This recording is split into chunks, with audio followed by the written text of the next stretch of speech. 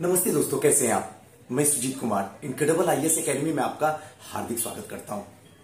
आज का वीडियो बहुत ही स्पेशल है। आज के वीडियो में हम वो बातें बताने वाले हैं जो आप सोचते भी होंगे, समझते भी होंगे, लेकिन आपका ये दिमाग जो है आपको नजरअंदाज कर देता होगा। आज बातें करने वाले हैं उन लोगों के लिए, और खास करके जिनके दिमाग में ये बातें रहती है कि आखिर इंजीनियरिंग का रिजल्ट ज्यादा क्यों हो रहा, क्यों। ये एक बहुत बड़ा क्वेश्चन मार्क्स है। आखिर ऐसा क्यों हो रहा कि इंग्लिश मीडियम वालों का ज्यादा रिजल्ट होता है। बातें बहुत है, लेकिन एक रियलिटी जो इस वक्त आपको जानना बेहद जरूरी है, और वो सच्चाई आपको बताने वाला हूं उन सारे नए स्टूडेंट को जो बीपीएससी के फील्ड में आना चाहते हैं या फिर यूपीएससी के फील्ड में जाना चाहते हैं, लेकिन कहीं ना कहीं उनके अंदर में दिमाग में यह चीज डाला जाता है कि अब यूपीएससी या बीपीएससी इंजीनियरिंग या फिर इंग्लिश मीडियम वाले के लिए बना हुआ है। तो अगर ये बात गलत भी नहीं है तो सच भी नहीं है। ये दोनों बात समझ लीजिए, दोनों कहीं कहीं यथार्थ पे ही उतर रहा है। क्योंकि जिस तरीके से 64वीं की रिजल्ट आई और टॉप 10 तक सारे के सारे इंजीनियर आ गए, इससे क्लियर हो गया कि आने वाले वक्त में इंजीनियरिंग का बोलबाला होगा। आप लोग बुढ़िया बिस्तर बांधिए। यूपीएससी से तो स्टेट में भागे थे, अब स्टेट से गांव में भाग जाइए। कर भी है, लेकिन दिल की बात है। अब आते हैं, मेरा कोई ऐसा मन के अंदर द्वेष नहीं है, कोई दुर्भावनाएं नहीं है। आप मुझे कुछ भी बोल सकते हो, लेकिन मैं तो आपको वास्तविकता ही बताऊंगा। और ना मुझे किसी भी तरीके से कटाक्ष उन इंजीनियरिंग के स्टूडेंटों से है, नफरत नहीं। मैं खुद एक इंजीनियर हूं और एरू गेरू नहीं हूं। बाकी आप लोग जानते ही होंगे। खैर, मुझे इससे कोई शिकवा शिकायत नहीं है, कल भी नहीं था, आज भी नहीं है और कभी रहेगा भी नहीं। हमें सिस्टम से शिकवा शिकायत है। सिस्टम ये आपके साथ में मजाक कर रहा है, लेकिन आप कभी समझने की कोशिश ही नहीं करते हो कि आखिर मजाक कैसे हो रहा है। आखिर एक मिनट जिंदगी को रोको और पूछो कि ऐसी क्या वजह हो जाती है कि इंजीनियरिंग वाले को ज्यादा रिजल्ट देना पड़ता है, मेडिकल वाले को ज्यादा रिजल्ट देना पड़ता है। थोड़ा और आगे चलते हैं। अगर आगे चल के देखें तो ऐसा क्या वजह होता है। एक चीज आप बताइए मुझसे नजर मिला के। आपके घर में, आपके परिवार में अगर कोई इंजीनियर है, उससे एक बार दिल से पूछिएगा, आप इंजीनियर बनना चाहते हो?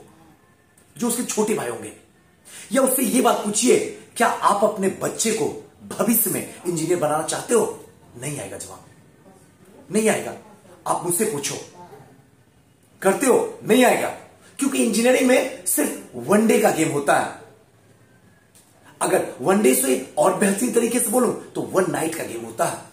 वन नाइट गेम का मतलब होता है एक रात पढ़ो और 8.9 पॉइंट लाओ। सच्चाई है, आप मानो या ना मानो।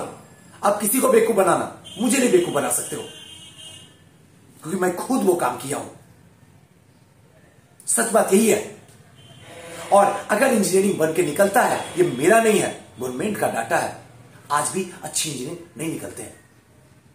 कहां जॉब आपकी लगी है बताइएगा। तो आज मुझे आप बुरा भला बोल लीजिए, अपने दिल को बोल के देखिए, आपकी औकात आपके हाथ में आ जाएगी। आपने क्या सीखा 4 साल में? जवाब दीजिए, कुछ भी नहीं। तो सुजीत सर, आप कहना क्या चाहते हो? वही जो आप सुनना नहीं पसंद करते हैं। गवर्नमेंट की और जितनी भी प्राइवेट संस्थाएं चल रही है अभी इंजीनियरिंग, सबके सब खाली पड़े हुए हैं। सच बात यही है। लोग उसकी तरफ अब धीरे धीरे बंद हो रहे हैं जाना।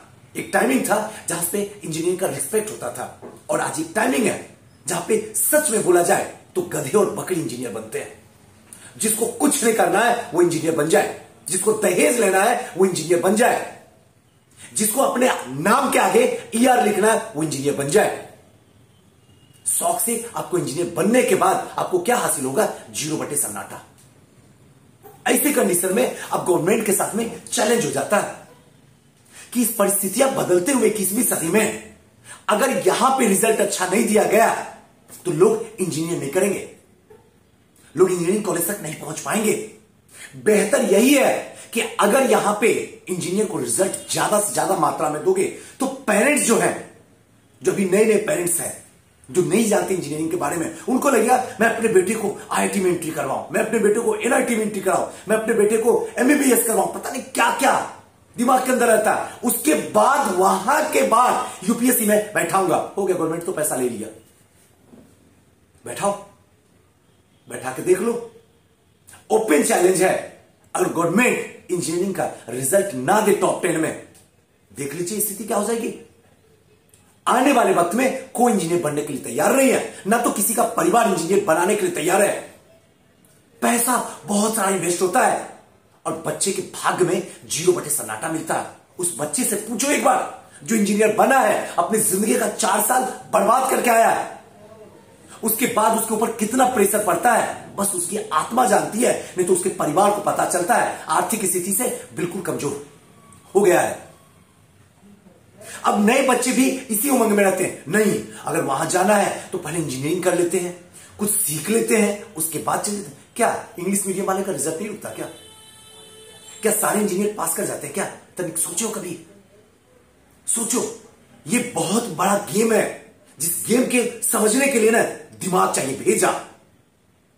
और मैं आपको नहीं बोल रहा हूं, बस आपके दिमाग को समझा रहा हूं। यहां बहुत बड़ा गेम खेला जाता है, आपको समझ में नहीं आएगा क्या कि ये गेम है क्या, और ये गेम का नाम है पॉलिटिक्स, जो आपको समझ में नहीं आएगा।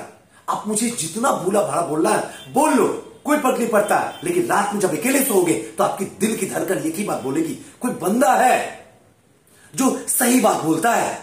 अलग बात है हम उसको जाके उल्टी सीधी बोल के चले आते हैं, क्योंकि अंदर भड़ास है असफलता के, 4 साल बर्बाद होने के, पापा की मेहनत के, खून पसीने की कमाई को दूसरे स्टेट में जाके बर्बाद करने के।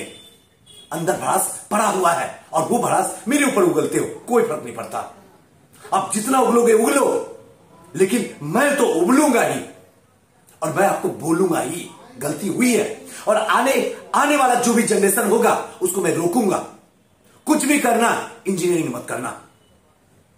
अगर ईमानदारी से करना है कुछ काम तो, अगर अपने समाज को कुछ डोनेट करना है तो, बाकी सोचना आपका है, जिंदगी आपकी है, मेरी कुछ भी नहीं है। बस मेरी आवाज है, जिस आवाज पे अपने आप को बदल सकते हो तो बदलो, तो नजारा बदलेंगे, आपकी जिंदगी बदलेगी। नहीं बदल सकते हो तो जैसे हो, मुबारक हो आपकी जिंदगी।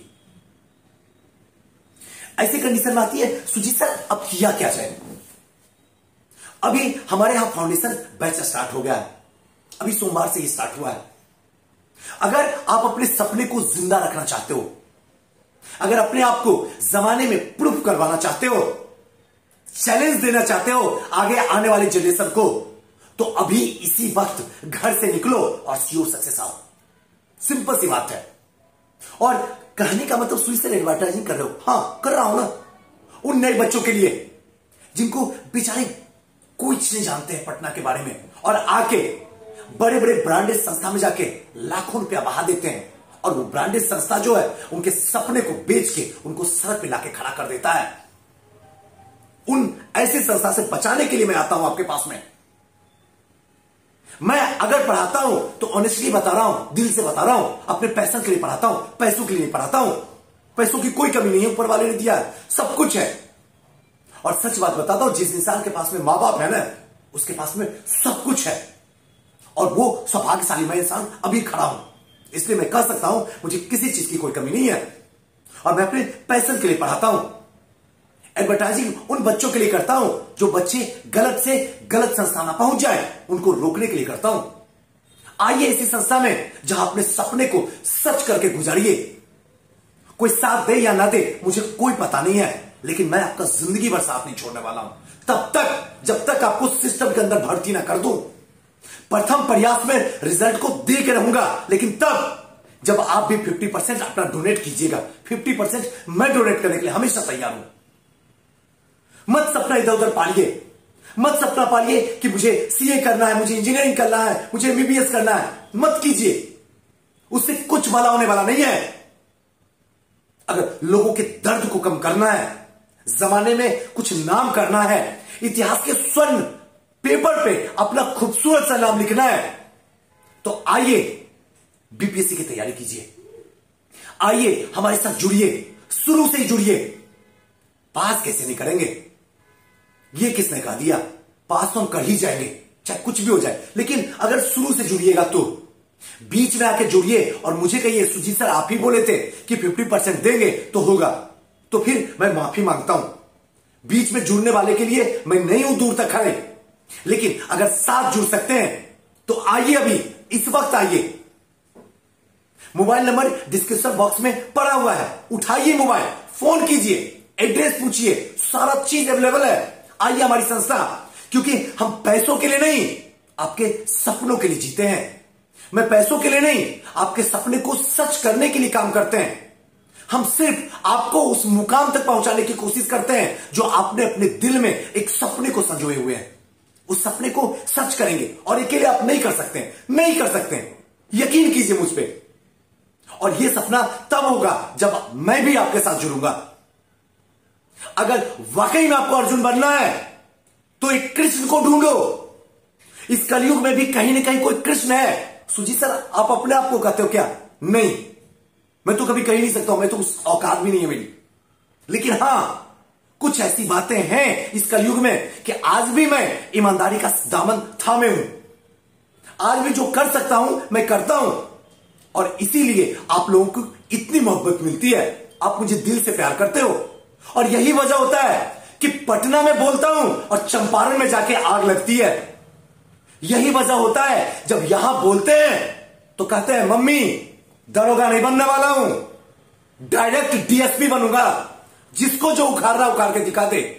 बनना है तो बनना है। 2022 अपना साल होगा, क्योंकि जुड़ गए हैं सीओर सक्सेस में, और बन के दिखाएंगे, और वो भी प्रथम प्रयास में। जिसको यकीन नहीं है ना, वो आज मेरा मजाक उड़ा ले, लेकिन जिस दिन सच बोलूंगा ना, उस दिन जमाने के आंखों में आंसू उतार दूंगा। लेकिन ये सपना मैं सच करके रहूंगा, क्योंकि मेरी जिंदगी में अब कुछ नहीं बचा हुआ है, और मैं एसडीएम बनने के लिए इस दुनिया में कुछ भी छोड़ने के लिए तैयार हूं। कुछ भी, अगर जान भी चली जाए तो उसे भी खुशी से छोड़ दूंगा, लेकिन एसडीएम तो बन के रहूंगा। अगर 21वीं सदी में आया हूं तो कुछ करके जाऊंगा, कुछ बन के जाऊंगा, खाली हाथ लौट के नहीं जाऊंगा।